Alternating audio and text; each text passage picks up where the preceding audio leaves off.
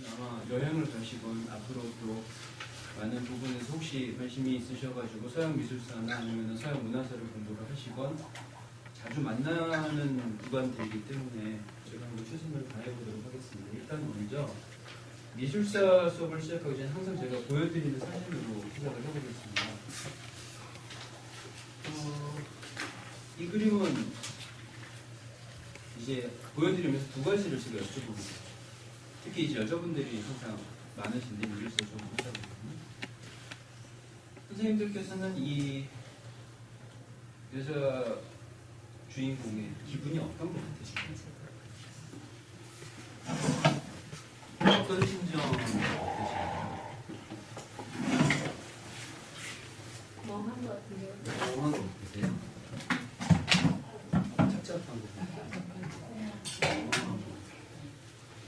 이 부분은 거의 다들 맞추세요. 특히 40대가 넘어가시는 분들이 정확하게 맞추십니다. 그냥 저 여자 기분을 알 것 같다고 하시면.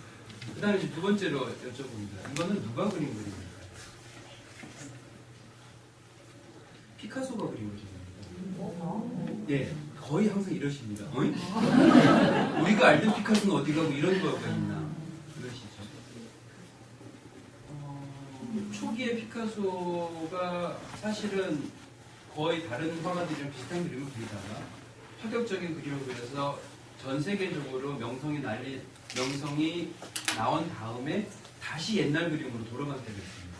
그때 그린 그림입니다. 그리고 세 번째로 왜 이 그림은 그렇게까지 안 알려졌느냐? 이 그림은 개인 소장입니다. 어디를 가셔도 이 그림은 보실 수가 없어요. 그거에 관계한 얘기를 지금부터 한번 시작을 해보겠습니다. 여기는 파리입니다. 저쪽에 있는 게 그랑 빨레라고 하는데 큰 궁전이라는 뜻입니다. 요 옆쪽으로 샹젤리제 거리고 여기는 한국으로 따지면 예술의 전당 같이 대규모 전시회를 하는 겁니다. 1년에 2번 정도 기획전을 하고 있는 거예요. 2008년도에 말에 저기에서 대규모 기획전 중에 하나가 열렸었습니다. 파블로 피카소가 주인공이었었는데 피카소와 거장들이라는 전시회였었어요. 제목이. 피카소는 1967년에 사망을 할 때까지 1800년대 태어난 사람이 67년에 사망을 할 때까지 거의 작품 활동 시간이 60년이 넘습니다. 그러다 보니까 엄청나게 많은 숫자의 그림을 그리기도 했지만은 중간중간에 자기가 뭘 그려야 될지가 막힐 때가 있었어요. 그럴 때 자기가 하는 그림을 그리는 방법 중에서 대가, 자기가 선배 삼을 수 있는 뭐 이를테면은 벨라스케스니, 고야니, 보그니 이런 사람들 그림을 보고 자기가 거기에 영감을 받아서 자기 식대로 해석을 해놓은 새로운 그림들을 그리는 것을 한 20년 정도를 했습니다. 그때 그림들을 모아놓은 거죠. 그러니까 저거는 쉽게 말씀드려서 일타쌍피가 되는 거죠. 그림을 하나를 보러 갈 때 피카소 거만 있는 게 아니라 그 옆에 피카소한테 영감을 준 대가의 그림도 한 자리에 다 모아놨습니다. 피카소가 유럽 여행을 다니면서 여기서 누구 그림을 봤는데 내가 이 그림이 참 좋아서 이렇게 그렸다 하는 기록대로 유럽에 있는 그림들을 싹 모아가지고 전시를 하는 거였기 때문에 굉장히 인기가 좋았어요. 전시회를 제가 보러 들어가려고 있을 때마다 그때가 굉장히 추운 겨울이었었는데 갈 때마다 딱 이렇게 포스트가 하나가 붙어 있는데 이제 여기서부터 3시간 기다리면 됩니다. 써져 있었어요. 바깥에 뭐 아무 장치가 없습니다. 그래서 여기서부터 3시간 기다리면 됩니다. 그거를 제가 2번을 하고 이 짓은 도저히 못하겠다. 그리고 다시 2번 돌아왔습니다. 근데 저만 그런 게 아니라 프랑스 사람들이 전체가 다 그랬었어요. 전체가 다 그래서 이게 어떤 사진이냐면 점점 이제 시간이 2009년 2월 달에 전시회가 끝나기로 되어 있는데 이 전시회가 볼만하다 하니까는 다른 유럽에서도 다 오는 거예요. 독일에서도 오고 영국에서도 오고 파리에 가면은 그런 전시회가 있는데 한번 구경이나 가볼까? 우리 그래서 사람들이 모여드는데 점점 시간이 더 오래 걸리게 돼요. 사람들은 많아지고.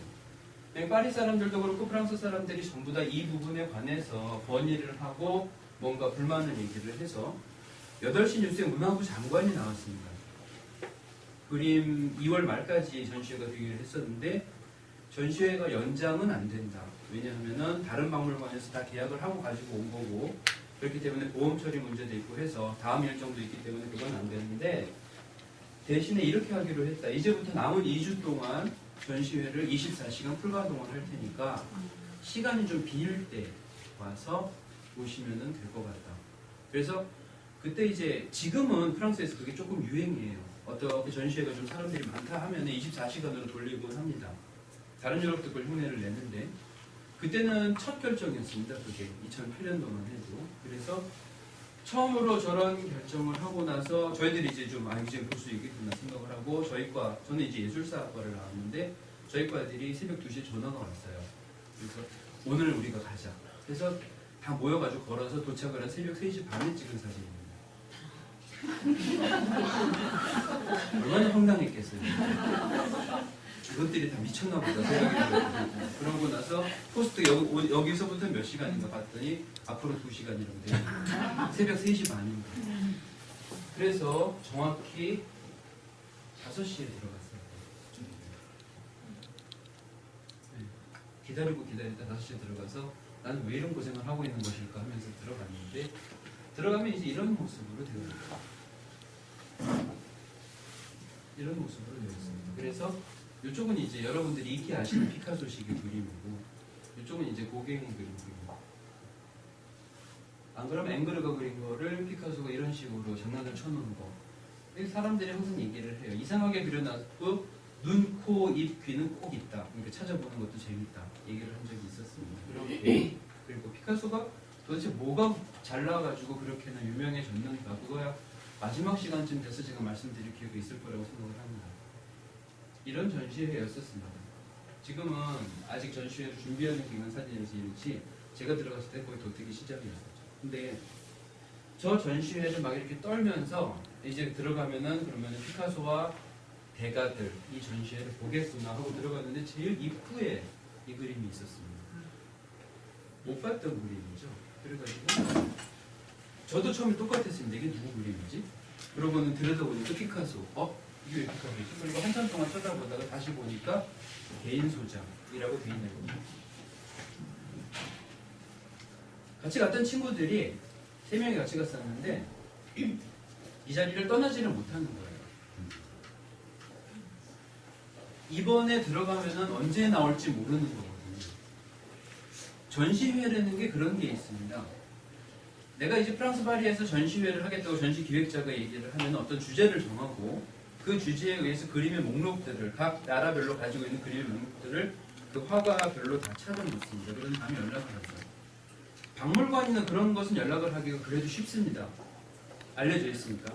근데 개인 소장의 경우에는 이게 비밀로 되어 있기 때문에 이런 거 갖고 있다 도둑 들면은 갖고 있다고 알려졌다가 도둑이 들면은 안 되는 거니까 비밀로 되어 있는데 이제 갤러리를 통해서 비밀리에 연락을 하게 돼 있죠. 그 사람이 내놓는 이유는 순전히 자기 만족 때문인 거죠. 나중에 자기 친구들 불러가지고 이 그림 봤어? 얘기를 할 때 이 그림 네 거였어? 하는 식으로 서로 간에 그런 식으로 자랑을 할 수 있는 부분도 있고 자기 그림을 나중에 팔 때 이런 식으로 사람들한테 어느 정도만큼씩 알려지게 되면은 가격이 그만큼 높아지기 때문에 파리에서 전시를 한다, 뉴욕에서 한다, 런던에서 한다 이런 정도의 얘기를 들으면 개인 소장하고 있는 사람들도 자발적으로 연락을 하게 됩니다. 커미션한테. 그렇게 해서 나오게 됐죠. 그렇게 해서 다시 보게 됐습니다. 근데 제가 어떻게 아무리 좋은 기계를 가지고 여러분들한테 이걸 보여드린다고 해도 이게 그때 기분을 전해드릴 수가 없는 게 좀 아쉽습니다.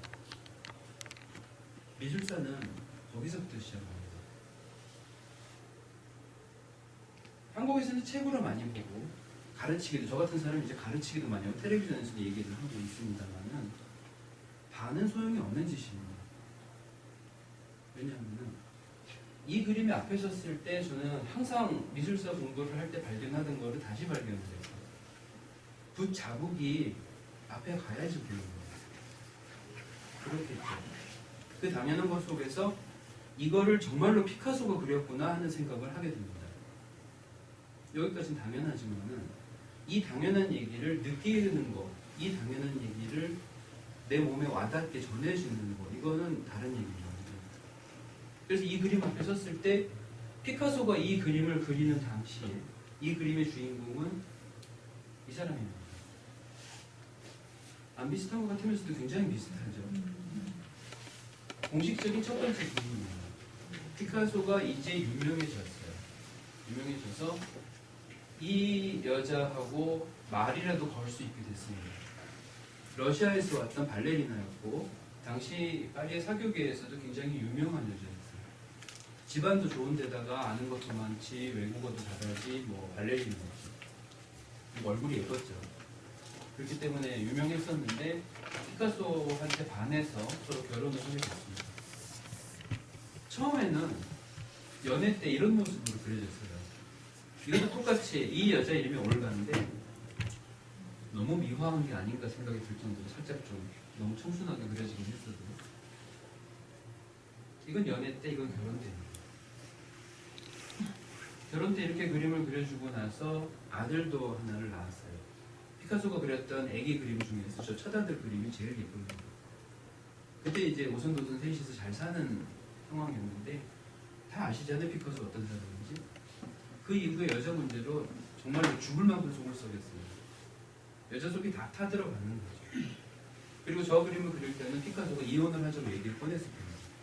인간이 좀 가짜는 게 이혼을 하자 그래놓고 또 그림은 그리는 거예요. 올가는 이혼을 해주지를 않았습니다. 굉장히 오래 갔어요, 저게. 그래서 사실혼 관계에 있는 여자가 2명이나 지나간 다음에 그 여자들 중에 또 서로 싸우고 한 명은 자살을 하고 이렇게 난리를 치고 나서도 한참 있다가 이혼을 해줬죠. 이미 결혼 생활에 대해서는 여러분들이 느끼셨던 것처럼 얼이 빠져 있거나 슬프거나 허무하고 있거나 그런 것들이 느껴지실 겁니다. 그게 여과 없이 화가가 묘사를 해놓은 것도 그렇기 때문에 뛰어나다는 생각이 들고 인간이 어떻든 간에 그려진 여자의 느낌은 또 어땠을까 짐작을 하면 괜히 저도 마음이 아파지는 거죠. 그래서 그림이 책에서 그냥 이렇게 들춰보면서 이건 들라크로아, 이거는 모네 하면서 들춰보는 거랑은 완전히 다른 느낌이에요. 저 그림 하나로 전시에 온 보람이 생기는 거죠. 피카소가 그 순간에 어땠는지를 느꼈습니다. 이 그림을 그리고 있을 때 피카소 얼굴을 여러분들도 얘기를 설명을 드리면 어느 만큼 상상을 하실 수가 있습니다. 그리고 저가 얘기를 해주는 걸 통해서 2차적으로 상상하는 것보다 사실은 이 그림들 앞에 섰을 때 여러분들의 그 충격이 상당히 달랐을 겁니다. 그렇기 때문에 아쉽죠, 저는. 이 그림이 이번에 여행을 만약에 가시게 된다면 보실 수가 있다면 얼마나 좋을까 그런 생각이 듭니다. 굳이 슬픈 거를 봐야 되겠느냐, 굳이 뭐 암울한 얘기를 봐야 되겠느냐. 근데 이상하게도 사람은 슬픈 거를 봤었을 때 아름답다고 생각할 때가 있고 그런 것들이 나와 공감이 어느 정도 갈 때 내가 위로를 받을 때가 있습니다. 이제부터 말씀드리는 미술사들은 사람이 한 겁니다. 그 사람이 왜 그런 걸 남겼는지 그 논리만 약간 숨겨진 이유들만 아시게 되면은 갑자기 그 사람들이 살아왔던 과정들이 보이시게 될 거예요. 그렇기 때문에 저는 미술사 수업을 할 때 그 어느 때가 되건 그 어느 장소에서 저를 불러가거나 별로 걱정을 안 해요. 제가 얘기하는 게 아니라 저는 보여드리면 되거든요. 이건 참 쉬운 얘기입니다. 이게 왜 뛰어난지만 조금씩만 알려드리고 그냥 보여드리면 여러분들이 알아서 느끼시는 거죠. 미술의 초기에 미술을 뭐라고 규정을 하냐는 거에 이 그림이 항상 등장을 합니다. 프랑스 중부에 있는 동굴벽화죠. 라스코라고 얘기를 하는데 여기에 그림이 그려진 게 정확하게 언제부터인지를 잘 모릅니다. 근데 생계하고 관련이 되지 않은 인간의 순수한 창작 활동을 예술이라고 얘기를 하고 있는데 초기에 한동안은 여기에 있는 그림들이 너무 이제 깊숙이 들어와서 이렇게 소그림을 그려냈으니까 그렇게 생각을 했어요.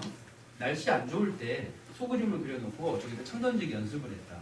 내지는 주술적으로 소를 그려놓고 창으로 찌르면서 내가 많이 잡게 해주세요. 내가 많이 잡게 해주세요. 이러고 빌었다. 내가 원시인이다. 이렇게 얘기를 했었습니다. 이렇게 가르쳤고 저도 그렇게 배웠죠. 근데 이제 1900년대 말에 그게 아닌 것 같아 라는 연구가 나왔습니다. 왜 그랬냐면은 이 사람들이 주거지, 이 그림을 그린 원시인들의 주거지를 파봤는데 이 소변은 하나도 안 나온 거예요. 그럼 왜 이걸 그렸냐는 거죠. 결론은 우리도 모르겠답니다. 참 무책임한 것 같지만 어쨌든 간에 한 가지 반박을 할 거는 찾아내는 거죠. 그래서 아직까지 저건 그러면 순수하게 정말로 창작 활동일까 하고 사람들이 궁금해는 하고 있습니다. 어쨌든 저거는 그렇기 때문에 제대로 알려져 있거나 결론이 난 거가 아니기 때문에 말씀을 드리기가 좀 그렇고, 두 번째로 저 예술의 형태가 뒤로 이어지지를 않았습니다. 역사는 항상 앞하고 뒤가 이어지고 연결이 돼서 서로 영향을 주고받고 하는 거를 얘기를 해야 되는 건데, 그렇기 때문에 미술사에서 다루기는 그렇게 적당하지가 않아서 그냥 건너뛰겠습니다. 그렇기 때문에 미술사의 제일 첫 기초를 이집트 그림에서 두기로 하겠습니다. 이집트는 이 두 가지로 여러분들한테 많이 알려져 있죠. 피라미드하고 미이라. 피라미드하고 미이라에 관해서만도 말씀드릴 것이 많지만 오늘 저희들은 그림에 대해서 이야기를 하고 있습니다. 예술에 대해서. 그래서 이제 이 그림을 가지고 말씀을 드릴 겁니다. 이집트 그림을 너무 특이해가지고 사람들이 항상 이집트 그림을 보시게 되면은 딱 요 이미지가 떠오르시게 돼요. 그러면서 아이들도 똑같이 생각하죠. 그 사람들 그림을 참 못 그렸다. 근데 여기에서 여러분들이 발견해 주셨으면 하는 것은 여기에 사람을 제외하고요. 이쪽 옆쪽에 있는 동물들을 한번 봐주셨으면 합니다. 동물들을 그리는 실력하고 사람은 왠지 좀 이상하죠, 지금. 밝은 사진을 하나 더 보여드리겠습니다.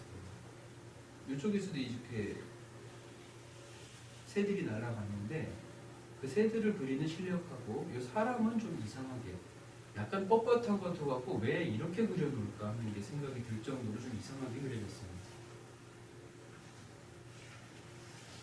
이집트 그림은요, 순수하게 예술을 위해서 그린 그림이 아닙니다. 이거는 책이에요. 역사 이야기고 이런 일이 있었다는 것을 알려주기 위한 겁니다. 그렇기 때문에 그림은 글을 모르는 사람들한테 가르쳐주는 하나의 문자입니다. 그렇기 때문에 임금 얼굴을 제대로 그리지를 않죠. 항상 어느 정도 미화를 합니다. 조건을 맞춰줘야 되고요. 임금이 한쪽 귀가 찌그러져 있거나 눈이 한쪽이 찌그러져 있어도 절대로 그렇게 그리려고 하지는 않죠. 임금의 경우에는. 그러니까 이집트도 마찬가지였습니다. 그래서 그림을 그릴 때 원칙이 있어요. 그 사람들을 정확하게 묘사를 해드려야 되는 원칙이 있습니다. 그래서 화가는 절대로 자기 눈앞에 있는 왕을 그대로 그리지를 못하게 되어 있습니다. 그 원칙을 잘 보시면은 눈은 화가 정면을 바라봐야 합니다. 그래서 눈동자가 항상 저렇게 그려요. 모양처럼. 눈은 정면 눈이에요.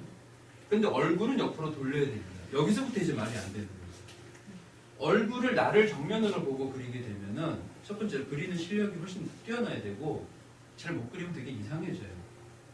근데 옆에 얼굴은 그리기가 쉽거든요. 그래서 핑계를 만들어냈어요. 옆에 얼굴이 그 사람의 특징을 만들어내는 가장 좋은 방법이다. 그 옆 얼굴을 그리는 초상화를 우리들은 프로필이라고 부릅니다. 개인의 이력을 전부 다 드러내는 문서를 프로필이라고 얘기를 하게 되는데 원래는 옆 얼굴을 그린 초상화라는 데서 나온 말이에요. 그러니 얼굴은 옆으로 돌리고 있는데 눈은 정면으로 내가 보고 있는 그 방향대로 쳐다봐야 되니까 이런 식으로 얼굴이 이상하게 그려졌어요. 그리고 몸통은 정면으로 오고 있어야 돼요. 항상. 그랬는데 발이 움직이지 않고 가만히 서 있으면 죽은 사람이에요. 그렇기 때문에 다리는 움직이고 있어야 돼요. 조건이 좀 이상해지죠, 점점. 하체는 저쪽으로 가고 있어야 되는데 상체는 내 쪽을 보고 있어야 되고 얼굴 옆으로 돌리고 있어야 되고 눈은 정면으로 하고 있어야 되고. 그것만이 아닙니다. 팔은 손가락이 다 온전하게 10개 다 있는 걸 보여줘야 돼요. 그게 잘하는 거거든요, 지금. 난 손가락이 다 있지. 그리고 발을 그릴 때 이제 문제가 생깁니다. 왜냐하면은 내가 여기에서 그 사람을 360도 뒤쪽으로 가서 볼 수가 없기 때문에 이 사람의 몸이 완벽하다는 것을 알려줘야 되는데 손가락, 발가락이 완벽한 게 그렇게 중요했었습니다. 이집트 때는. 그러다 보니까 발가락을 엄지발가락을 그렸는데 이쪽 발은 엄지발가락을 그럼 못 그리게 되잖아요. 정상적으로는 새끼발가락이 보여줘야 되죠. 근데 발을 갖다가 끼워가지고 옮겨서 붙인 것도 아니면서 둘 다 엄지발가락을 그려놓는 겁니다. 그러다 보니까 그림이 전체적으로 이상한 거예요. 하지만 저거는 잘 그리냐 못 그리냐의 기준이 정확하게 그렸냐 아니냐에 있다는 게 아닌 거죠. 이거는 이 사람이 온전하게 팔다리가 다 붙어있는 정상인이었다, 완벽했다는 것을 보여주려고 각 부분을 보는 방법이 다른 겁니다. 나중에 20세기 때 피카소가 저걸 다시 한번 흉내를 내보는 거죠. 얼굴을 이쪽을 갖다 붙이고 턱은 저쪽에 갖다 붙이고. 그게 이제 피카소 식이고, 여기 이집트식은 정해진 보편 룰이 있었습니다. 그리고 이 사람이 주인공이고 좀 덜 중요한 부위는 조그맣게, 아주 덜 중요한 하의는 아주 발밑에다가 이런 식으로 사이즈를 따로 놨습니다. 사람의 경우에는 이게 정확하게 지켜져야 하는데 동물은 그게 아니래요. 그렇기 때문에 동물을 묘사할 때 있어서는 절대로 고개가 이쪽으로 돌아가야 된다거나 눈을 어떻게 붙여야 된다거나 이런 게 없어서 마치 지금도 식물 도감이나 동물 도감이 올라가야 될 만큼 정확하게 그림이 그려져 있습니다.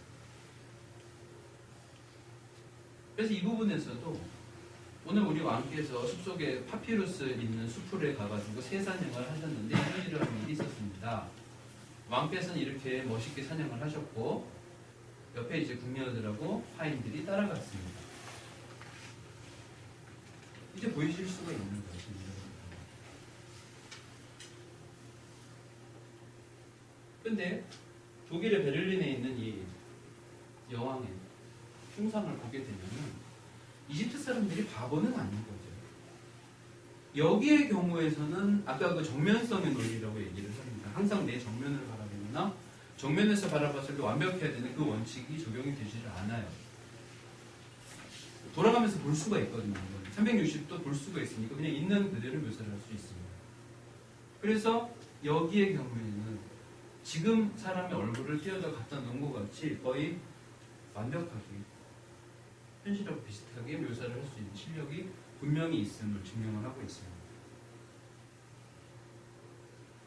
이런 정면성의 논리는 이집트만 있었던 게 아니라 당시에 메소포타미아 지역이나 이집트나 거의 모든 두 지역에서 마찬가지로 있었는데, 이건 이제 페르시아 제국에 있었던, 페르시아의 왕한테 아련을 갈 때 양쪽 벽으로 쭉 벽이 이어집니다. 여기 벽화가 있는 타일 벽이 이어지다가 맨 마지막이 얘가 있어요. 얘가 왕실을 지키는 수호신입니다. 말이면서 얼굴이 있고 날개가 달려있는 건데, 여기까지는 쭉 따라올 때는 움직이고 있어야 돼요. 그냥 움직이는 다리가 묘사가 되어 있죠. 근데 하나 이상한 거 보이시죠? 다리가 여기 하나가 더 있습니다. 근데 다리가 5개 있는 거예요, 지금. 왜 그럴까요?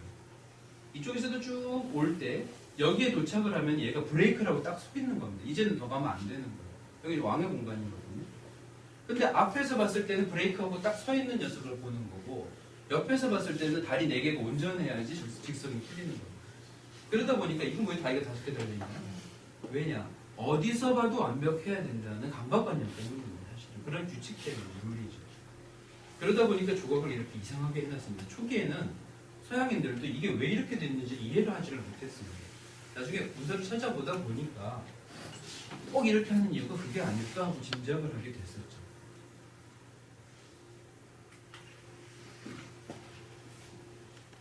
이쪽이 이집트고요. 이쪽에 이제 페르시아 제국들이 있는데, 그 둘이서는 서로 어깨를 나란히 하면서 강대국의 면모를 보이고 있을 때, 지금의 유럽, 여기는 쓸쓸했었죠. 아무것도 없었습니다. 그냥 장사를 하면서 사는 곳이었어요. 그런데 인구가 많았던 것은 날씨가 좋았기 때문입니다. 그리고 별로 이렇게 전체원권이 있는 게 아니어서 자기들끼리 치고받고 그냥 잘 살았었죠. 근데 문명이라는 게 여기에서 발생을 했고, 4대 문명을 얘기를 할 때 이쪽이 이제 메소포타미아에서 발생을 했고, 그 두 개가 합쳐지면서 조금씩 영향을 준 게 이쪽이 여러분들이 잘 아시는, 이건 이제 프랑스 말로 써놔가지고 약간 스펠링이 다른데 여기가 트로이입니다. 이 트로이 전쟁을 일리아드 오디세이에서는 10년을 싸웠다고 뻥을 치고 있죠. 근데 그 뻥이 진짜 뻥이 아니라 진짜로 10년을 싸웠다고 이제는 짐작을 하고 있습니다. 그게 한번 가가지고 여기에서 진치고 계속해서 있었던 게 아니라 여기 있는 애들이 총력을 다해서 여기를 누르고 자기들한테 주도권을 뺏어오기 위해서 싸웠다는 겁니다. 그렇기 때문에 트로이 전쟁이 중요한 거죠. 여기에서 영향을 받아서 떵떵거리고 살던 트로이를 멸망을 시키고 이 부분에 있는 섬들이 서로 간의 경쟁을 통해서 발전을 했다는 거예요. 그게 그리스 역사의 시작입니다. 서양 문명의 시작이기도 합니다. 여기가 그리스입니다. 다녀오신 분이 있으시죠? 뭐 어딘데 이렇게 생겼나 싶으시겠지만 제가 여기를 여러분들한테 보여드리는 이유는 그리스는 이런 산지들이 많고 서로 교통이 별로 좋지가 않아서 농사를 짓거나 대규모의 인력들을 한꺼번에 다스릴 수 있는 곳이 아니에요. 그러다 보니까 왕의 명령에 따르는 백성들이 아무리 충실해봤자 10,000명이 채 넘어가는 곳이 별로 없습니다. 이렇게 되면은 나라별로 다 분산이 되죠. 그걸 폴리스라고 얘기를 합니다. 그래서 이제 전자왕권 지역인 이집트하고는 좀 다른 환경이다. 쉽게 설명이 되는 상황이죠. 거기에 일리아드 오디세이가 있습니다. 이제 이거는 그냥 간단히 이런 게 다 아시니까 넘어가긴 합니다. 제일 처음에 그거를 발굴을 했던 게 독일 사람이었습니다. 슐리만이라고. 슐리만은 혹시 영어 선생님들 중에서 슐리만 영어 교수법이라는 걸 옛날에 얘기 들으신 적이 있으실지 모르겠어요. 슐리만 영어 교수법이라는 얘기를 들으셨었다면 이런 이유 때문입니다. 얘는 어렸을 때 아버지가 책을 읽어주잖아요. 유럽에서는 잘 때 항상 아버지가 책을 읽어주게 돼 있어서 저는 이제 프랑스에서 11년을 살았었는데 항상 책을 읽어줄 시간이 되면은 저는 귀찮아 죽겠지만 다들 그렇게 하는 그러려니 하고 기다리고 있죠. 근데 아이들한테 읽어주는 책 중에서 항상 조금 더 큰 애들, 약간 좀 초등학교 나이가 좀 넘어가는 애들한테 읽어주는 게 일리아드 오디세이였어요. 어렸을 때부터 그리스 신화를 계속해서 들려주는 거죠. 근데 그게 사실일 거라고 혼자서 생각했어요. 아빠도 아니라 그러고 선생님도 아니라 그러고 엄마도 아니라는데 지 혼자서는 계속 그게 사실일 거라고 생각을 했어요. 그래서 내 평생에 언젠가는 그거를 진정으로 증명을 하겠다 생각을 했습니다. 그리고 장사를 하다가 장사를 해서 돈을 많이 번 다음에 어학이 굉장히 뛰어났었는데 슐리만 영어 교수법이라는 게 딴 게 아니라 어학을 저 사람이 7개 정도를 할 수가 있었다 그러거든요. 근데 그게 일리아드 오디세이만 내가 프랑스 말을 배우고 싶다 그러면은 일리아드 오디세이 프랑스어로 갖고 오는 거예요. 그걸 읽습니다. 독일어는 거의 외웠거든요. 근데 넘어가다 보면은 프랑스 말로 돼 있으면 대충 이게 그 얘기겠지 해가지고 같이 읽어놓는 거예요. 그렇게 하다 보면은 여기에서 이런 단어, 여기에서 이런 문법 이런 식으로 쓰는구나 하는 습관적인 걸 찾아내게 되는 거예요. 자기 눈으로. 그래서 그거를 프랑스 사람을 불러다가 앉혀놓고 얘기를 듣는 거예요. 그렇게 해서 언어를 습득을 한 다음에 자기 원래 부인하고는 이혼을 하고 새로 부인을 얻어서 그것도 그리스 출신인데 고어학을 전공을 했던 부인을 얻어서 그 부인하고 똑같이 가가지고는 일리아드 오디세이에 나온 산하고 비슷한 것만 있으면 다 파재끼는 거죠. 고고학자라고 지금은 당당하게 타이틀을 달고 있는데 터키하고 그리스 지역에서 이 죽일 놈이라고 생각을 하는 게 하다가 어느 정도 유적이 나왔는데 학자들을 불러와서 이게 어느 시대 거냐, 아직 트로이는 아닌 것 같아, 부수고 까고 계속해서 깊이 내려가서 이 문이 나올 때까지 요 지금 사자의 문이 일리아드 오디세이에 나옵니다. 그걸 찾아낸 거죠. 그렇기 때문에 서양이 받게 되는 이게 그 새로 결혼했던 둘입니다. 보물이 있을 만하면은 인부들을 다 휴가를 보내고 부인이랑 둘이서만 들어가서 저렇게 금으로 치장되어 있는 걸 전부 다 떼내가지고 부인한테 사진을 찍게 하고 독일로 몰래 가지고 가고 있어요. 그 바람에 지금도 터키에서 열심히 달라고 하는데 우리가 발굴해서 찾은 거야 하고는 안 주고 있는 유물들이 많습니다. 근데 저 사건은 19세기 유럽에서 벌어졌던 고고학, 역사학적인 사건 중에 세 번째로 중요한 일입니다. 이제까지 신화인 줄 알았는데 그게 역사가 됩니다. 이제까지는 그냥 헛소리인 줄 알았는데 그 속에서 어떤 역사적인 의미가 있다. 우리가 실제로 트로이하고 전쟁을 통해서 발전을 했구나. 그렇게 되면서 이 많은 주제들이 신화에서 있는 게 아니게 지금 현장의 우리 문화가 되게 된 거죠. 파리스의 심판은 유명하죠. 그리스 신화에서 유명한 에피소드입니다. 트로이의 왕자였는데 왕국을 멸망시킬 운명을 타고난 파리스한테다가 아빠가 쫓아내서 죽이진 않고 또 쫓아내가지고 목동이 길었습니다. 어느 날 파티하고 있는 중에 불화의 여신이 와서 올림푸스 신의 신들의 파티에다가 자기만 안 불렀다고 앙심을 품고 사과를 집어 던져줬죠. 제일 이쁜 애가 가져라. 그 바람에 여신들이 전부 다 박터지게 싸우다가 맨 마지막에 3명이 남았습니다. 그게 헤라, 아프로디테, 아테네였습니다.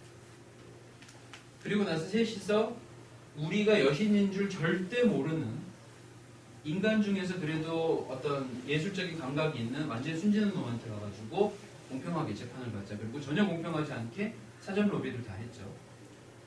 그래서 아프로디테는 세상에서 제일 예쁜 여자를 결혼하게 해줄게. 헤라는 네가 왕이 되게 해줄게. 아테네는 절대 지지 않는 장군이 되게 해줄게. 그랬는데 목동 주제에 장군이 되는지 왕이 되는지 알게 뭡니까? 그렇죠? 그래서 세상에서 제일 예쁜 여자한테 결혼하게 해줄게 한테 바로 넘어가서 아프로디테한테 사과를 주었다.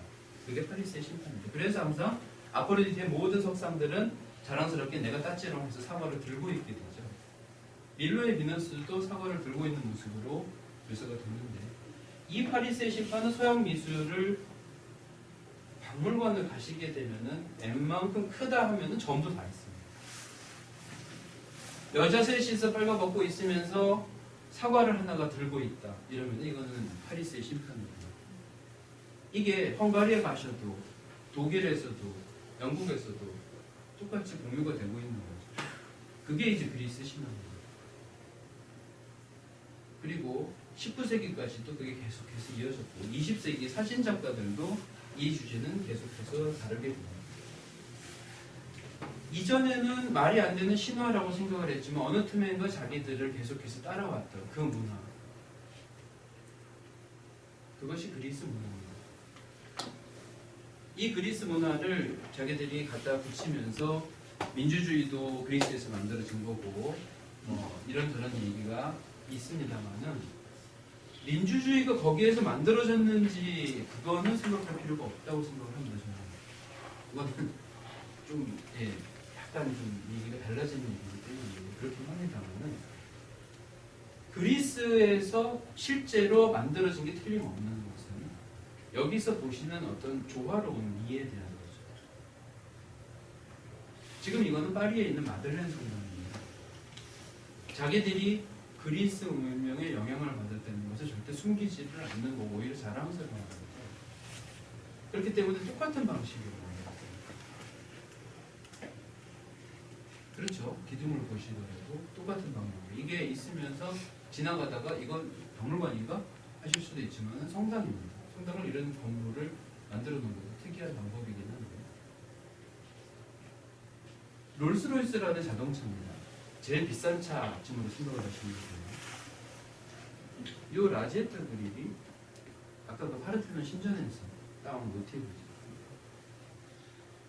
롤스로이스. 그 위쪽에 있는 거는 승리의 여신인 니케산입니다.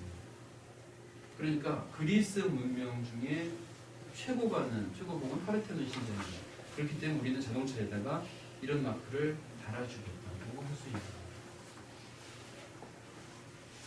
자동차에 들어갔거나 성당 건물 하나 지었다고 해서 그리스 문명이 여기들한테 굉장히 많이 들어가 있다고 얘기를 하는 이건 헝가리고요. 들어가는 것은 과장 아닌가 싶으시겠지만은 서양 문명의 되게 기초적인 모든 부분에서 그리스하고 로마 시대 때 있었던 것들은 많이 적용이 되고 있습니다. 그래서 그리스 사람들은 헬라 사람들이라고 얘기를 하죠. 이 그리스 문명이 중심이 돼서 지중해 전체에 퍼져나갔을 때 시대를 헬레니즘 시대, 헬라인들의 시대라고 이야기를 하고 있습니다. 이게 서양에서 서양 문명을 두 가지 H에서 영향을 받은 게 가장 확실한 방법이다. 연구를 할 때 이런 생각을 하고 있는데 그리스 로마식의 문명 거기에서 일어났던 모든 일들을 헬레니즘 문명이라고 이야기를 하는 거예요. 이제 트로이 전쟁에서 이겼죠. 여기를 멸망을 시키고 이쪽으로 주도권을 갖고 왔는데 무슨 주도권을 갖고 왔는가? 장사를 갖고 왔습니다. 여기 위쪽에 있는 사람들은 밑에 있는 곡식이나 발달된 문명을 아직까지 접하지 않았었기 때문에 이 사람들이 중간에서 장사를 해서 두 곳을 연결을 해주면 됐었거든요.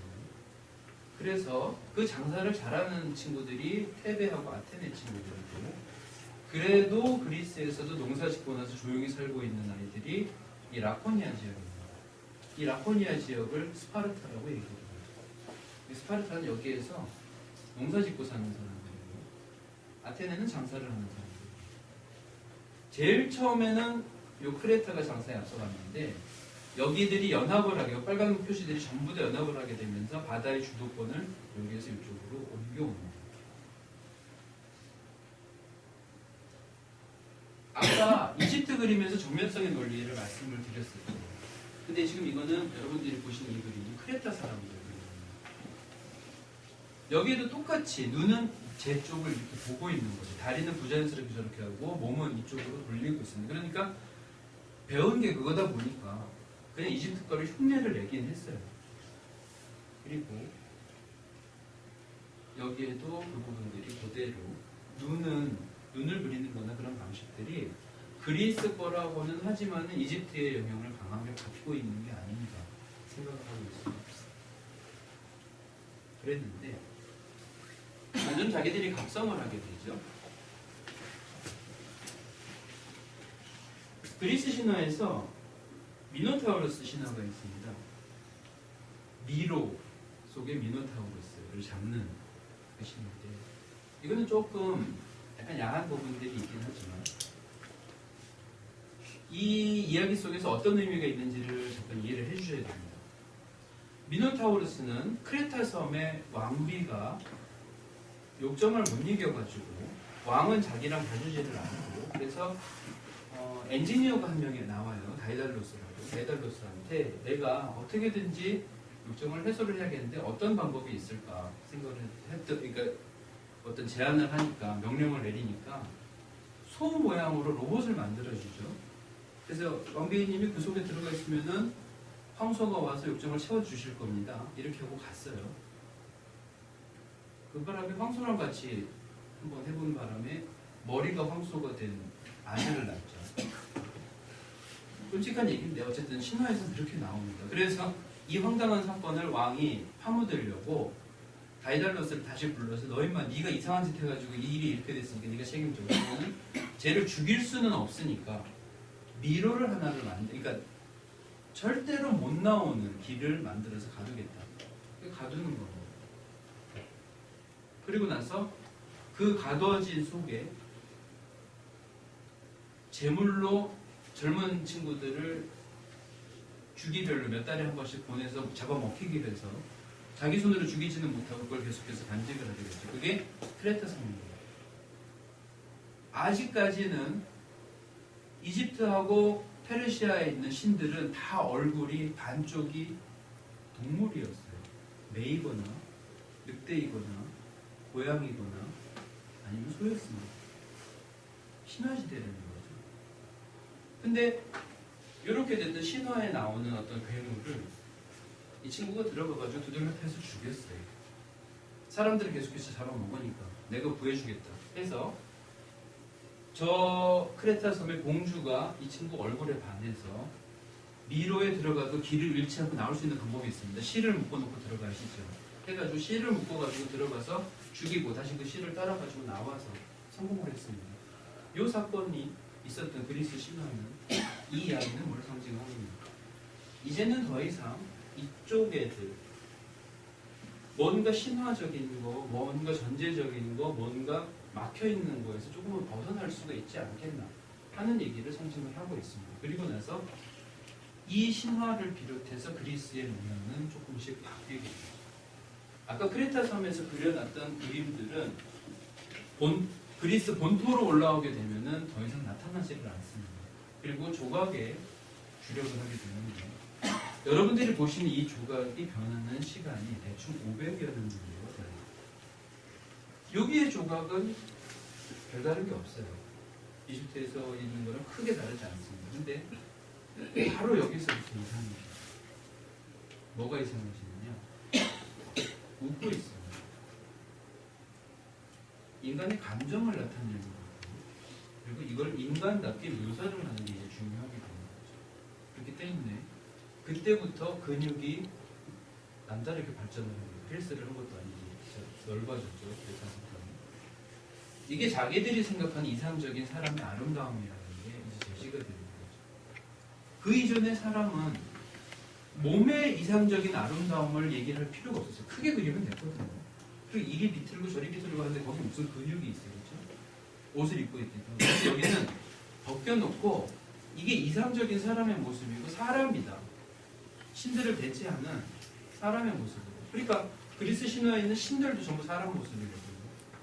사람의 신체의 아름다움이 우주의 아름다움을 통한다는 생각이에요. 조각을 통해서 조금씩 현실화해서 드디어 여기까지 가면은 처음으로 조각이 그대로 두 발을 굳게 서 있는 게 아니라 움직이고 있는 거죠. 어디로 내닫는 거예요. 그건 여기에서 움직이는 거는 이집트에 있는 그림이 움직이는 거랑은 다른 얘기입니다. 지금 얘기는 자기 자유의지를 가지고 포즈를 취하고 있는 거예요. 이 포즈는 다른 의미가 있는 게 아니라 이러면 제일 멋있지 가지고 보여주는 거예요. 사람의 몸에 대한 관심을 가진 거예요. 이거는 지금하고는 굉장히 달라지는 거예요.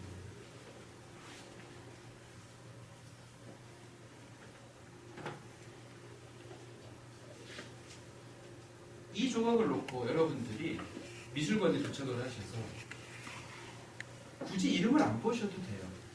이 조각은 세 개 중에 하나입니다. 항상 세 개 중에 하나. 아폴론이거나 알렉산더 대왕이거나 안 그러면 헤르메스예요.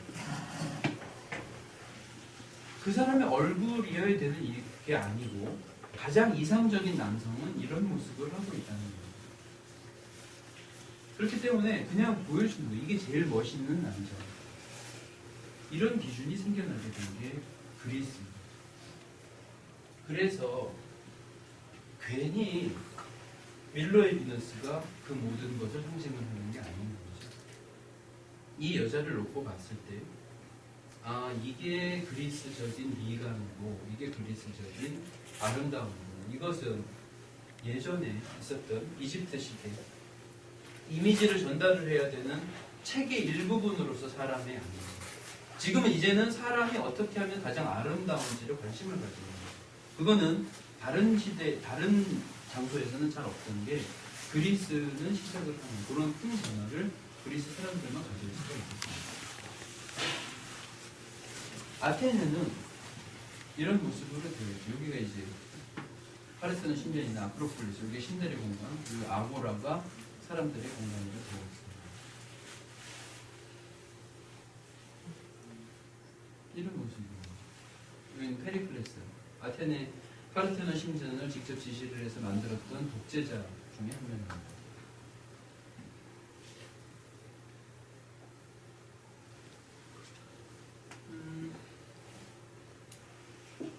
3년 정도 된 것 같은데요. 2년?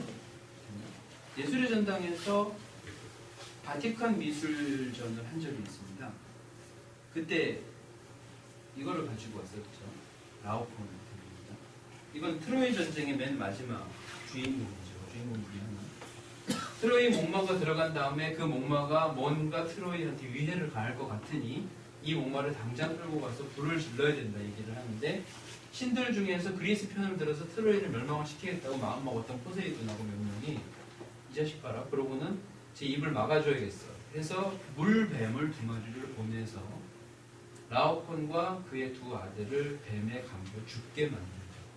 그래서 트로이 사람들이 야 이게 이 목마를 조용히 갖고 들어오면 되는 거를 제가 부정탄소리를 해서 그랬나 보다. 그래서 목마를 갖고 들어간 바람에 트로이가 망했습니다. 그 순간을 얘기를 하는 건데 여기 두 가지 얘기가 있죠. 이 라오콘이 얼마나 참혹하게 죽는지를 보여주려고 이거를 만들었겠느냐 하는 거예요. 그게 아니겠죠. 그걸 왜 만들었을까요? 극적인 순간에 인간이 뭔가 이렇게 반응을 하는 그 극적인 순간에 사람의 몸이 얼마나 아름다운지를 그냥 보여주는 거예요. 이거는 그리스 사람들이 만들었던 조각인데 그 조각이 너무나 뛰어나서 로마 사람들이 여러 번 카피를 했습니다. 그래서 그 카피본이 로마 제국 곳곳에 있었어요. 기록에 의하면. 근데 이게 싹 사라졌습니다. 사라졌다가 1500년대 르네상스 시대 때 조각을 그러니까 옛날 로마 황제의 별장터를 발굴을 하는데 이 얼굴이 나온 거예요. 그때 인부들이 바로 연락을 했습니다. 뭔가 찾았습니다. 근데 라오콘인 것 같습니다. 대단하죠, 이 사람들이. 그 기록이 남아있는 거예요. 그래서 당시 현장 감독으로 간 게 미켈란젤로였습니다. 그래서 라오콘 상이 나오는 것을 보고 전부 다들 감동을 했죠. 그리고 우리는 그리스가 만들어놨던 것을 카피하는 게 제일 나을 수도 있어요. 창조성이라는 거는 이 앞에 서면은 무용지물이 될 수가 있다 생각을 하게끔 됐다고 얘기를 하는데 여기 이 라오콘상이 저번에 예술의 전당에 왔던 그 라오콘입니다. 근데 원래 발견될 때는 이 모습이었었어요. 수수께끼였죠. 이 팔의 모습이 어땠는지. 근데 사람들이 이랬을 거라고 만들어놨습니다. 그게 균형이 맞다. 그게 온 거죠. 그러니까 한국에 온 거는 카피본입니다. 카피본을 만들어놔서 전 세계로 전시를 하면서 카피본이 왔었어요. 근데 실제 라오콘은요. 이렇게 돼가지고 찾지를 못했는데 1500년대 이후로 찾지를 못했는데 딱 한 명 미켈란젤로만 요 팔 쪽 근육을 보건대 분명히 이게 이렇게 핀 게 아니라 이렇게 당기고 있는 근육이다. 그래서 교황이 너만 전문가냐 임마? 그러고는 미켈란젤로 얘기를 무시를 하고 보고는 이렇게 했어요. 그래서 이 카피본을 여러 개를 만들어서 다른 나라에도 보여주게 되는데 그게 왔습니다. 근데 1920년도에 농부가 그 근처에서 하다가 팔을 하나 찾았죠. 갖고 가서 달아보니 이겠습니다. 네. 이게 실제 라오콘인데 한국에 온 건 카피본이 얻어보니까 팔을 쭉 핀 애가 왔어요. 아무튼 여러분한테 말씀을 드리고 싶은 거는 여기에는 비극이 있는 게 아닌 거예요. 그리스 사람들은 비극을 얘기하고 싶어 하지 않아요. 미술을 할 때 슬프죠? 해서 보여드리는 게 아닌 거예요. 인간의 몸이란 얼마나 어디까지 아름다울 수가 있는가. 그렇기 때문에 이거는 헬스 하는 사람들, 보디빌더들보다 더 몸이 여기가 좋게 근육이 나서 절대 뱀한테 물린다고 이런 근육이 아닌 거예요. 그냥 보여주는 거예요. 그렇기 때문에 이게 그것으로서의 가치는 사람의 몸에 대한 관심, 사람에 대한 관심. 그게 이제 그리스 문명의 기초를 이루고 있는 겁니다. 꾸준히 거기에서는 사람에 대한 관심들이 이어지고 그림들도 거기에 그리스 신화의 기초를 하고 있는 것들이 많이 있고 대표적으로 이제 에로스와 푸시케가 있는데 이 푸시케 이거 닮아요. 나중에 심리학 사이코라는 데서 나오는 고단의 표시입니다.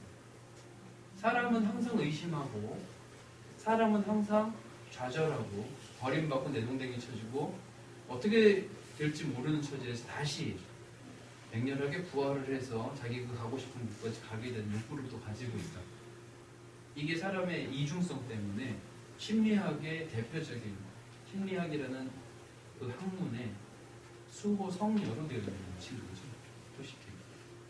자기 남친 애인인 에로스가 괴물이 아닐까 해가지고 밤중에 확인차 초를 들어가지고 들여다보다가 너무 잘생겨서 침 흘리는 중에 이 촌농이 떨어져가지고 에로스가 넌 인마 날 믿지도 않고 그러면서 결별해가지고 헤어지게 되는 그 운명에서 보통 상상하건대 연약한 여자애가 거기서 끝나겠지 하겠지만은 아니다 나는 사랑했었던 사람이고 이렇게 끝나면 안 된다 해서 죽을 고생을 해서 자기 남편을 찾아서 마침내 다시 찾게 됐다.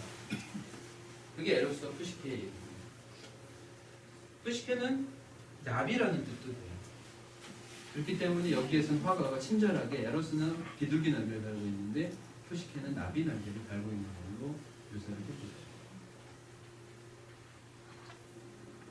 수도 없이 자주 그려집니다.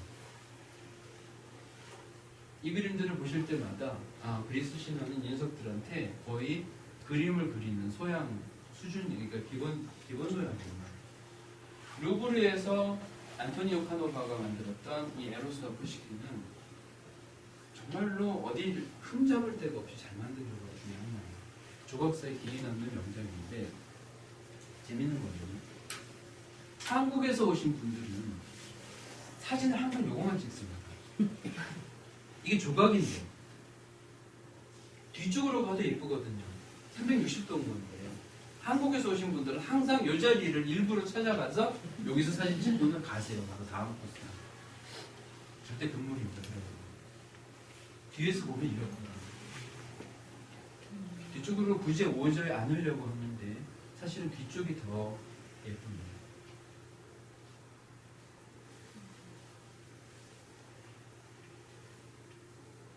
참 잘 만들었죠? 어떻든 에로스와 푸시케라는 것도 그리스 신화, 그리스 문명, 그리고 그리스인들이 사람에 대한 관심을 가진 거, 인간의 신체에 대한 관심을 가진 것은 저렇게 끝이 나지를 않고 정확하게 이어지고 있습니다. 김밥이 느리게 도착하고 있는 관계로 쉬는 시간을 계속해서 가겠습니다.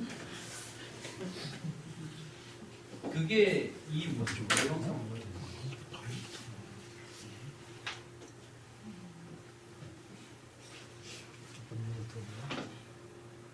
올림푸스의 신들과 이거는 여러분들한테 제가 백품 원정된다고 올려드리든가 해서 이런 부분들이 참고 삼아서 나중에 이제 유럽에서 미술관을 방문을 하실 때는 그럴 때 이 녀석들 조건까지 있어야지 제대로 보는 거냐고 부담 느끼시지 말고 그냥 재미삼아서 생각을 해주시면 좋겠습니다. 이건 정말 재미로 하는 거거든요. 그렇죠? 여기 이제 오이디푸스가 나옵니다. 오이디푸스가 스핑크스한테 아침에는 4발, 점심에는 2발, 저녁 때는 3발로 보는 게 뭐? 사람. 아니 맞추다니 난 자살을 하려고 하는 그 장면인 거죠. 여기 오이디푸스 콤플렉스님 뭐니 많은 것들이 이 전설과 거기에서 나오는 얘기인데 오이디푸스 콤플렉스를 비롯하여 그림과 조각, 상징들에서 이거는 수도 없이 자주 반복이 되는 이야기입니다. 여기가 이제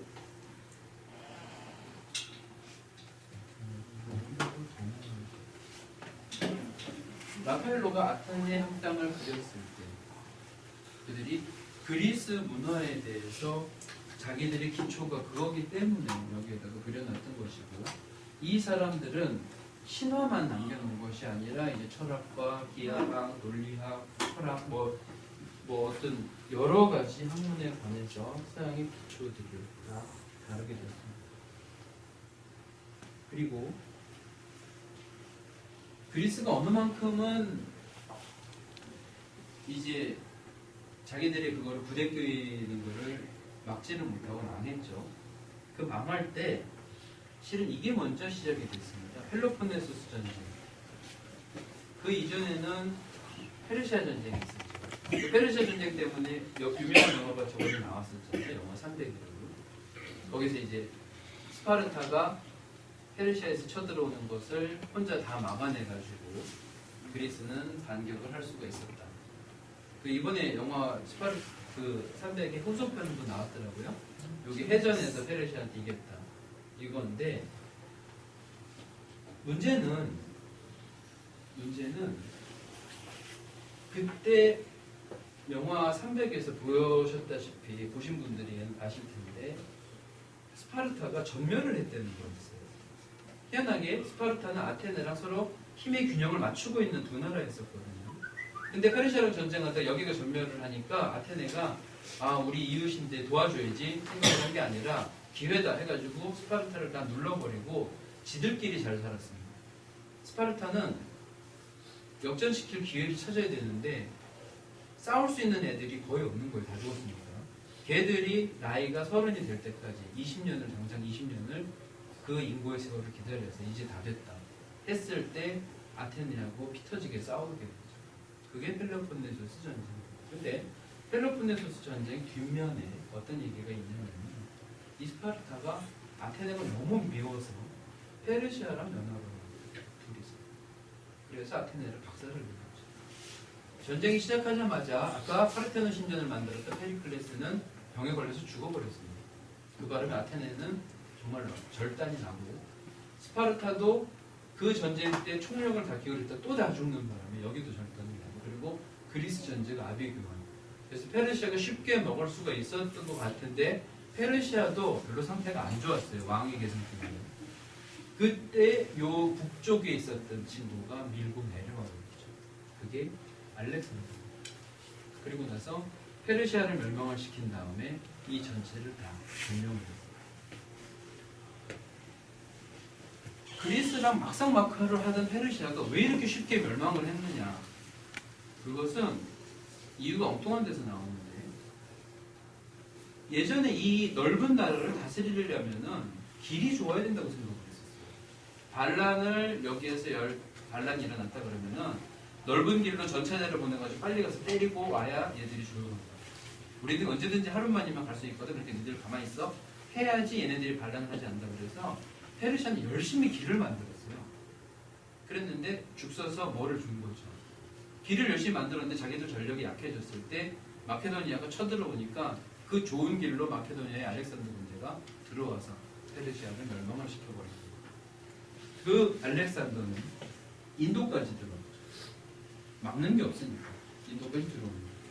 인도에 들어와서 간다라라는 곳에다가 여전히 자기식의 통치 방법을 얘기를 하는데 아까 그 석상 잠깐 제가 보여드렸죠. 그 석상 알렉산더가 모르자 그거를 자기 제국의 곳곳에다가 뿌렸습니다. 나는 마치 신처럼 잘생기고 멋있고 니들이 내 말 듣고 나서 내 하자는 대로 하는 게 하나도 손해가 아니야. 왜? 나는 잘생겼으니까. 그러니까 내 통치를 받도록 해 하는 식으로 곳곳에다가 자기 석상을 만들어 놓는데 그래서 통치자가 석상을 만들어 놔서 자기의 정통적인 것을 보여주는 그런 전통이 알렉산더 때 만들어졌거든요. 간다라에서 그거를 보고 나중에 불상에다 그거를 응용을 합니다. 그리고 그 불상이 전해지고 전해져서 한국의 석굴암까지도 서양으로 된 불상을 가지게 된 게 이 친구가 여기까지 쳐들어갔었기 때문이에요. 그 알렉산더 시대부터 시작을 해서 헬라, 그리스의 전통을 이 모든 곳에다가 전하기 시작을 했다. 그것을 헬레니즘의 시작을 했습니다. 근데 마케도니아 제국은 알렉산더가 죽고 나서 얼마 안 가서 다 조각조각 나뉘게 되고 그 이후에 저 지중해 전체 패권을 잡게 된 게 로마입니다. 이제까지는 잠깐 정리를 해보죠. 지금쯤 기법이 엄청 좋을 텐데 정리를 좀 해보고 있습니다. 이집트하고 메소포타미아 지역을 짧게 어떤 그 사람들이 자기 머릿속에 있는 규칙을 지키다 보니까 약간 기괴한 예술이 나왔다는 것을 우리들은 봤습니다. 근데 테크닉적인 면에서는 그 사람들이 절대 딸리는 게 없었는데 이념이 그렇다 보니까 어떤 한계점이 있었던 거예요. 그게 그런 전쟁왕권이 없는 그리스에 전해졌을 때는 트로이 때나 크레타 때 남아있던 것이 그리스라는 본토로 들어와서 이제 완전히 사라지고 오로지 인간의 몸에 대한 관심을 가지면서 인간의 아름다움 같은 것을 생각을 하기 시작했다. 거기에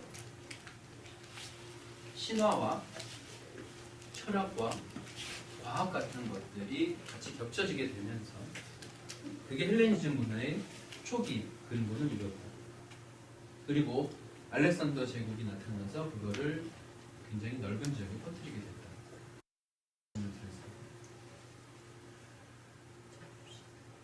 그 모든 것을 알렉산더처럼 단발성으로 한번 탁 들어와가지고 자랑하고 돌아간 보따리 장사 같은 느낌이 아니라 아예 정착을 시켜가지고 사람들이 습득할 때까지 계속해서 가르친 게 로마예요. 로마는 미술사를 하는 사람들한테서 좀 수수께끼 같은 존재인데 자기들이 제대로 만들어 놓은 게 별로 없었어요. 여러분들이 지금 보셨던 머릿속에 한번 기억을 해보세요. 그리스의 유명한 조각이 뭐가 있을까? 그리스는 조각을 많이 만들었다는데 그리스 유명한 조각은 비너스 상들 여러 개가 있고 아폴로 상들 여러 개가 있고 아까 라오콘도 있었고 그리고 이 원반 던지는 사람 그런 조각들이 있죠. 하나같이 그리스 오리지널한 조각이 없습니다. 전부 로마의 카피본이에요. 그래서 설명을 박물관에서 잘 보시면은 오리지널 그리스를 카피한 로마 시대 것이라고 써져 있습니다. 항상. 무슨 얘기냐면은 그리스 사람들이 만드는 게 너무 좋은 거예요. 로마 사람들은. 그래서 굳이 우리가 새로운 거를 찾아서 만들 필요가 있는가? 열심히 얘들을 카피만 했어요. 그래서 미술사를 하는 초기에 사람들이, 학생들이 로마는 자기네 나라 것을 창조적으로 뭔가를 만들어내는 게 없이 그리스 거를 신나게 카피만 하다가 끝난 카피 인생이다 얘기를 한 적도 있었습니다. 로마의 창조력은 없는 것일까? 그랬는데 여기에서 한 가지 여러분들한테 서양 미술사를 앞으로 할 때 가장 중요한 원칙 같은 건데 이거를 하나 말씀드리겠습니다. 19세기 때까지 서양 미술에서 가장 그러니까 가장 훌륭한 미술은 카피를 제대로 하는 거였어요. 모방을 제대로 할 수 있어야 돼서 견본이 있습니다. 그게 그리스하고 예전 고대 앤틱이라는 그 고대의 레퍼런스가 있을 때 그거를 지루하지 않게 제대로 카피를 해놓는 능력이 예술의 기본 능력이었습니다. 미술가한테 지금은 너는 굉장히 창조적이고 개성이 있고 그리고 남들을 놀래킬 만한 어떤 그런 힘이 있다, 창조력이 있다 이렇게 얘기를 하는 거가 칭찬처럼 돼 있죠. 근데 그런 칭찬은 20세기 때는 통하는 칭찬입니다. 19세기 때는 그런 거는 칭찬이 아니라 욕이었습니다. 19세기 때까지는 미술이 2000년 정도까지 계속해서 그리스하고 로마 때 있었던 거를 그대로 지루하지 않게 카피를 해서 되살려 놓은 거 그게 예술가들의 기본 덕목이고 제일 잘 그리는 그림이었어요. 그렇기 때문에 그걸 벗어났을 때 사람들이 거기다 욕을 퍼붓고 너는 미쳤구나 이런 그림 어떻게 그릴 수가 있니 했던 겁니다. 거기에서 대표적으로 초기에 욕을 먹었던 게 인상파였었죠. 그러니까 로마 사람들이 그리스 조각을 그대로 카피를 하는 것은 별다른 어려운 일이 아니었습니다. 나쁜 일도 아니었고 마땅히 해야 되는 일이었죠. 여기는 로마의 판테온입니다. 이탈리아를 아직 가신 적이 없다고 하니 여기에 대해서 말씀을 드리면은 예수 시절에 지은 건물입니다. 예수가 나타났던 서기 영년을 안팎으로 해서 지은 건데 만신전이라고 이야기를 하죠. 로마에 있는 많은 신들을 한 데다가 모아놓은 곳입니다. 여러분들이 보시는 저 구멍이 뚫려 있는 거는 지금도 그냥 구멍이 뚫려 있습니다. 유리가 없어요. 건물은 통짜로 그냥 밑에 한 홀인데 저 유리가 없이 구멍이 뚫려 있는 데인데 비가 오지는 않습니다. 이런 공간으로 되어 있고요. 여기 쑥 올라가면 요 안에 이제 라파엘로 묘도 있습니다. 천장이 이렇게 되어 있어요. 여기가 뚫려 있어요.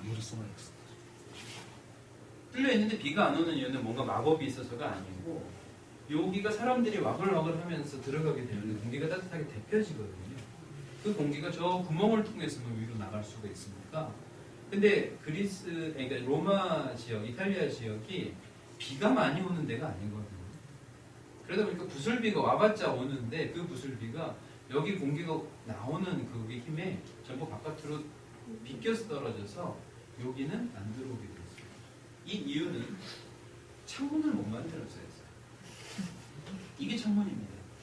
옆쪽에도 창문을 만들었을 때 건물의 하중을 견디기가 좀 힘들거든요. 그래가지고 전체 다 이걸 갖다 만들어서 올라갈 때 이 공간을 남겨놔서 자연히 조명이 되도록 만들어 놓은 겁니다.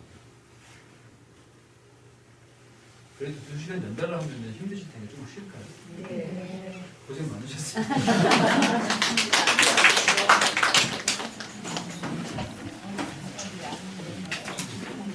화장실 안 되는